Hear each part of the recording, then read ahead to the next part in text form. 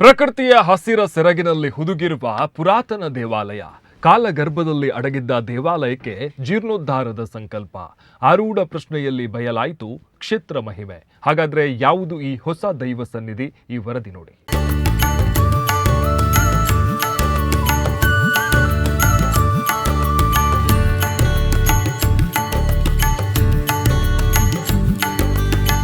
ಇದು ಪ್ರಕೃತಿಯ ಹಸಿರಿನ ಸೆರಗಿನಲ್ಲಿ ಹುದುಗಿರುವ ಪುರಾತನ ದೇವಾಲಯ. ಇಲ್ಲಿನ ಸ್ಥಳದ ಐತಿಹ್ಯ ಅರಿಯದೆ ಇಲ್ಲಿನ ಜನ ಪೂಜೆ ಸಲ್ಲಿಸುತ್ತಾ ಬಂದಿದ್ದಾರೆ.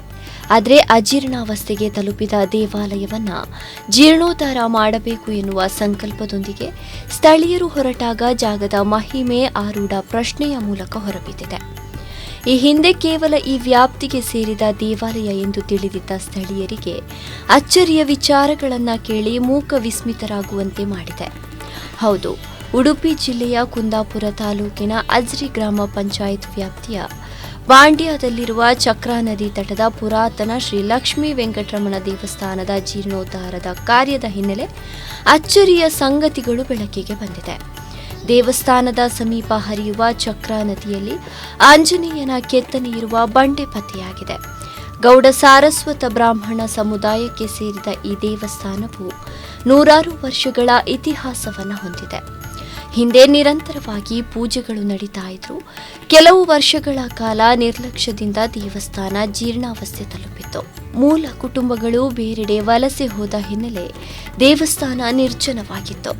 ಇದೀಗ ದೇವಾಲಯದ ಜೀರ್ಣೋದ್ಧಾರಕ್ಕೆ ಗ್ರಾಮಸ್ಥರು ಮುಂದಾಗಿದ್ದು, ಬಾಂಡ್ಯ ಸುಭಾಷ್ ಚಂದ್ರ ಶೆಟ್ಟಿಯವರ ನೇತೃತ್ವದಲ್ಲಿ ಹಾಲಾಡಿಯ ಜ್ಯೋತಿಷಿ ಹಾಗೂ ಪಂಚಾಂಗಕರ್ತ ತಟ್ಟುವರ್ತು ವಾಸುದೇವ ಜೋಯಿಸ್ ಅವರಿಂದ ಆರೂಢ ಪ್ರಶ್ನೆ ನಡೆಸಲಾಯಿತು. ಈ ವೇಳೆ ದೇವಸ್ಥಾನದ ಪಕ್ಕದಲ್ಲಿ ಸನ್ಯಾಸಿಯೊಬ್ಬರ ಸಮಾಧಿ ಇರುವುದರ ಜೊತೆಗೆ ಚಕ್ರಾ ನದಿಯಲ್ಲಿ ಆಂಜನೇಯನ ಕೆತ್ತನೆ ಇರುವ ಬಂಡೆಯೂ ಕೂಡ ಇದೆ ಎಂಬ ಮಾಹಿತಿ ದೊರೆತಿದೆ ಎನ್ನುತ್ತಾರೆ ಧಾರ್ಮಿಕ ಮುಖಂಡರಾದ ಬಾಂಡ್ಯ ಸುಭಾಷ್ ಶೆಟ್ಟಿಯವರು. ನಾವು ಇವತ್ತು ಚಕ್ರಾ ನದಿ ದಡದಲ್ಲಿದ್ದೇವೆ. ಈ ವೆಂಕಟರಮಣ ದೇವಸ್ಥಾನ ಅನ್ನೋದು ಈ ಬಾಂಡ್ಯದಲ್ಲಿರುವಂಥ ಒಂದು ಪುರಾತನವಾದ ದೇವಸ್ಥಾನ. ಅದು ಉಜ್ಜಿತಗೊಂಡಿದ್ದರಿಂದ ಅದರ ಬಗ್ಗೆ ಪ್ರಸ್ತುತ ಚಿಂತನೆ ವಾಸುದೇವ ಜೋಯಿಸ್ರ ಮುಖಾಂತರ ಮಾಡಿದಾಗ ಕೆಲವು ಘಟನೆಗಳು ಇಲ್ಲಿ ಇರುವಂಥದ್ದು ಗೋಚರಿಸಿತು. ಅದೇ ಪ್ರಕಾರ ನಾವಿಲ್ಲಿ ಅವರು ಹೇಳಿದ ಪ್ರಕಾರ, ಚಿಂತನೆಯಲ್ಲಿ ಬಂದ ಪ್ರಕಾರ ಒಂದು ಆಂಜನೇಯ ಇದೆ, ಬಂಡೆ ಆಂಜನೇಯ ಅಂತಿದೆ, ಮತ್ತು ಸನ್ಯಾಸಿ ಸಮಾಧಿ ಇದೆ ಅಂತ ಅವತ್ತು ಗೋಚರವಾಯಿತು.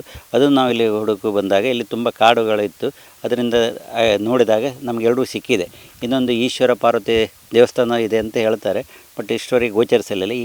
ಈಗಿನ ಇದರಲ್ಲಿ ನಾವು ವೆಂಕಟರಮಣ ಮತ್ತು ಇದನ್ನು ಜೀರ್ಣೋದ್ಧಾರ ಮಾಡಬೇಕಂತ ಊರಿನವರು ನಾವೆಲ್ಲ ಸೇರಿ ಸಂಕಲ್ಪ ಮಾಡಿದ್ದೇವೆ. ಇದು ಭಾಳ ಆಂಜನೇಯ ಅನ್ನೋದು ಆವಾಗ ಭಾಳ ಪ್ರಸಿದ್ಧಿಯಲ್ಲಿತ್ತು, ಭಾಳ ಕಾರಣಿಕವಾಗಿತ್ತಂತ ಜನ ಯಾರಿಗೂ ಇಲ್ಲಿದ್ದವರು ಯಾರೂ ನೋಡಿಲ್ಲ, ಆದರೆ ಹಿಂದಿನವರು ಹೇಳಿದಾರಂತ ಹೇಳ್ತಾರೆ.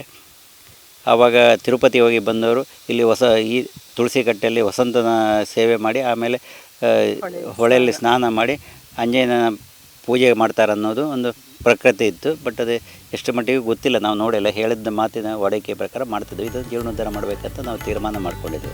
ಆರೂಢದ ಸೂಚನೆ ಮೇರೆಗೆ ಗ್ರಾಮಸ್ಥರು ಹುಡುಕಾಟ ನಡೆಸಿದಾಗ ನದಿಯ ತಟದಲ್ಲಿ ಆಂಜನೇಯನ ಕೆತ್ತನೆ ಇರುವ ಬಂಡೆ ಪತ್ತೆಯಾಗಿದೆ. ಅಲ್ಲದೆ ಸಮೀಪದಲ್ಲೇ ಕುಟೀರದ ಅಡಿಪಾಯವೂ ಪತ್ತೆಯಾಗಿದ್ದು, ಈ ಪ್ರದೇಶದಲ್ಲಿ ಸನ್ಯಾಸಿ ತಪಸ್ಸು ನಡೆಸಿದ ಸಾಧ್ಯತೆಗಳಿದೆ ಎಂದು ಹೇಳಲಾಗುತ್ತೆ. ದಟ್ಟ ಕಾಡಿನ ನಡುವೆ ನೆಲೆಸಿರುವ ಈ ದೇವಾಲಯವು ಭಕ್ತರಿಗೆ ವಿಭಿನ್ನ ಆಧ್ಯಾತ್ಮಿಕ ಅನುಭವ ನೀಡುತ್ತದೆ. ಮತ್ತೊಂದಿಷ್ಟು ವಿಶೇಷವೆಂದರೆ, ಪ್ರತಿದಿನ ಒಂದು ಹಸು ಮತ್ತು ಕರು ದೇವಾಲಯದ ಬಳಿ ಬಂದು ನಿಂತು ದೇವಳಕ್ಕೆ ಅಪ್ರದಕ್ಷಿಣೆ ಹಾಕಿ ಪೂಜೆ ನಂತರ ಪ್ರಸಾದ ಸ್ವೀಕರಿಸಿ ತೆರಳುವ ಸಂಪ್ರದಾಯ ವರ್ಷಗಳಿಂದ ಮುಂದುವರೆದಿದೆ. ಈ ದೇವಾಲಯವು ಕೆಳದಿ ಸಂಸ್ಥಾನದ ಕಾಲದ್ದು ಎನ್ನಲಾಗಿದ್ದು, ಸದ್ಯ 3 ಪಂಥಗಳ ಆಚರಣೆ ಇಲ್ಲಿ ಕಂಡುಬಂದಿದೆ. ಪ್ರಸ್ತುತ ದೇವಸ್ಥಾನ ಸಂಪೂರ್ಣ ಜೀರ್ಣಾವಸ್ಥೆಯಲ್ಲಿದ್ದು, ಪೂಜೆ ಕಾರ್ಯಗಳು ಕಷ್ಟಕರವಾಗಿದೆ. ಈ ಹಿನ್ನೆಲೆಯಲ್ಲಿ ದೇವಸ್ಥಾನ ಪುನರ್ ನಿರ್ಮಾಣಕ್ಕೆ ಗ್ರಾಮಸ್ಥರು ಹಾಗೂ ಮೂಲ ಕುಟುಂಬಸ್ಥರು ಕೈಜೋಡಿಸಲು ಮುಂದಾಗಿದ್ದಾರೆ. ದೇವರ ಅನುಗ್ರಹ ಹಾಗೂ ಗ್ರಾಮಸ್ಥರ ಸಹಕಾರದಿಂದ ಈ ಪುರಾತನ ಧಾರ್ಮಿಕ ಕೇಂದ್ರವನ್ನು ಅಭಿವೃದ್ಧಿಪಡಿಸುವ ಸಂಕಲ್ಪ ವ್ಯಕ್ತವಾಗಿದೆ ಎನ್ನುತ್ತಾರೆ ಉದ್ಯಮಿ ಅನುಪಮಾ ಎಸ್ ಶೆಟ್ಟಿ. ಈ ಬಾಂಡ್ಯ ಪ್ರದೇಶವು ಕೆಳದಿ ಸಂಸ್ಥಾನಕ್ಕೆ ಒಳಪಟ್ಟದ್ದು. ಸುಮಾರು 16-17ನೇ ಶತಮಾನದಲ್ಲಿ ಇದರ ಉಲ್ಲೇಖ ಇದೆ. ಮೊನ್ನೆಯಷ್ಟೇ ನಮ್ಮ ತೀರ್ಥಹಳ್ಳಿ ತಾಲೂಕಿನ ಕೆಳದಿಯ ಒಬ್ಬರು ಜೋಯಿಸರು ಕೆಳದಿಯ ವಸ್ತು ಸಂಗ್ರಹಾಲಯಕ್ಕಾಗಿ ಬಹಳ ಸರ್ವೇನ್ ಮಾಡಿದ್ರು ಅವರು ತೀರ್ಥಹಳ್ಳಿ ತಾಲೂಕಿನಲ್ಲಿ. ಆವಾಗ ಕಂಡು ಬಂದದ್ದೇನಂತ ಹೇಳಿದರೆ ಅಲ್ಲಿಯ ಒಂದು ಪ್ರದೇಶದಲ್ಲಿ ಒಬ್ಬ ಶಾಮರಾಯರು ಅನ್ನುವಂಥವರ ಮನೆಯಲ್ಲಿ ಒಂದಿಷ್ಟು ಉಲ್ಲೇಖ ಸಿಕ್ಕಿದೆ. ಅದರಲ್ಲಿ ನಮ್ಮ ಬಾಂಡ್ಯದ ಇತಿಹಾಸ ಇದೆ. ಬಾಂಡ್ಯದ ಈ ಮಠದ ಸಂಸ್ಥಾನಕ್ಕೆ ಕೊಟ್ಟಂಥ ಉಂಬಳಿಗಳ ಬಗ್ಗೆ ಇದೆ, ಹಾಗೂ ಇಕ್ಕೇರಿ ದೇವಸ್ಥಾನಕ್ಕೆ ಕೊಟ್ಟಂಥ ಉಂಬಳಿಗಳ ಬಗ್ಗೆ ಕೂಡ ಇದರಲ್ಲಿ ಮಾಹಿತಿ ಇದೆ.